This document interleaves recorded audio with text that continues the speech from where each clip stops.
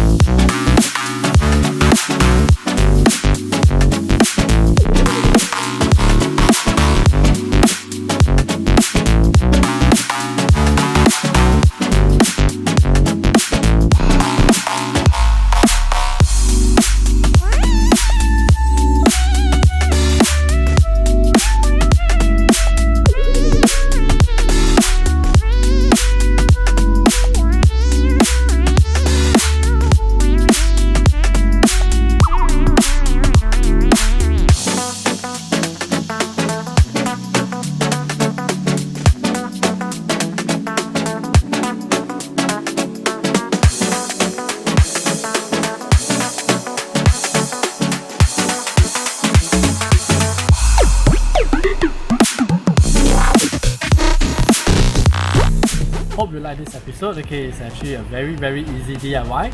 So remember guys, okay, stay safe, stay healthy, okay, and remember to like and subscribe. Okay, see you on the next one. Bye